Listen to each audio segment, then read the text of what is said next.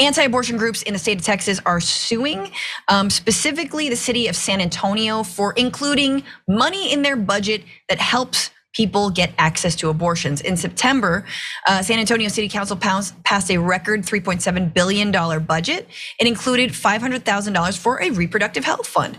The fund is intended to help cover out-of-state travel for abortion patients, but it could also cover things like STD testing and health training, and that's according to Axios. The budget took effect on October 1st. So again, given the draconian abortion ban in Texas, hey, this is one city council that's saying, look, the least we can do is help our residents actually, have control of their own lives and bodies, be more prosperous in the meantime if they're not able to have children, and go get an abortion in California or another state.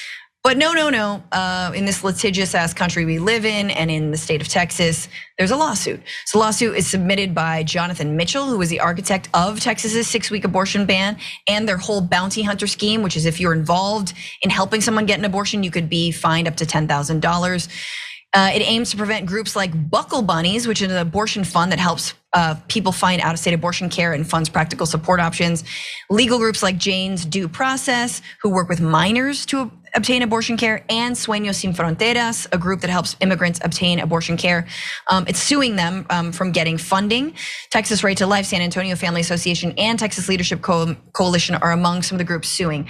Again, this is sort of where we're at in terms of abortion rights. And Brett, I just wanted you to weigh in here because for me, it's so frustrating and upsetting because a fundamental human right, a right that was enjoyed for 50 plus years in this country, swept away by the overturning of Roe v. Wade.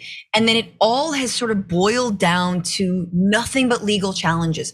Legal challenge versus legal challenge versus legal challenge. In the meantime, people are actually dying. People who need abortions to protect their life, to save their lives. People who want to be parents, people who are already parents, are bleeding out in their cars because they're unable to get safe abortion. There's another lawsuit happening in Texas, which is women suing the state of Texas because they nearly lost their lives from being denied abortion care when they had a troubled pregnancy and when their lives were in danger. But here you go. One city tries to fight back, and then they're slapped with this lawsuit.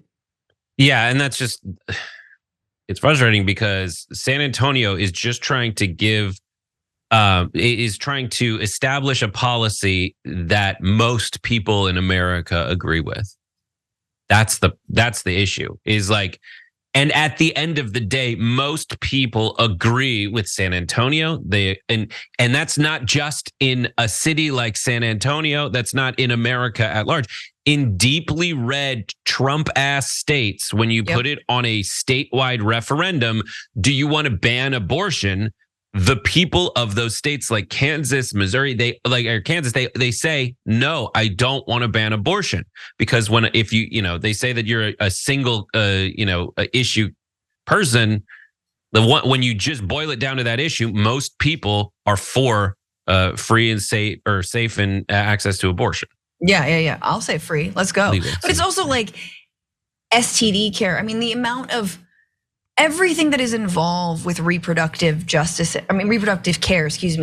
it runs the gamut. And again, I think some of the abortion rights activists that I love are the ones who say, look, like Liz Winstead, who's been on TYT a bunch, who say, look, we support all pregnancy outcomes.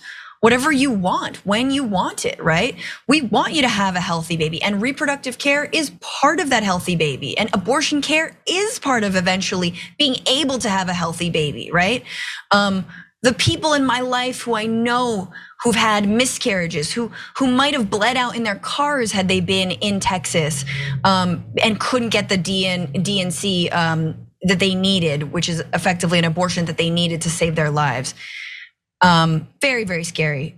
So meanwhile, however, Buckle Bunnies, which I love that name, they're fighting back. They said, we're still gonna fund San Antonio abortions, yay. They tweeted that, and this is after, again, the lawsuit came out. So some of these groups, even in places like Texas, are staying strong.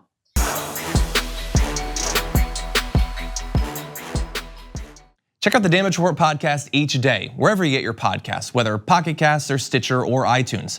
You can join me as I give you the news and stories you want, with a range of co-hosts and interview guests jumping in on the fun each day. Again, that's the Damage Report, wherever you get your podcasts. And if you get them at iTunes, don't forget to rate and review. Sometimes I'll read them live on the show.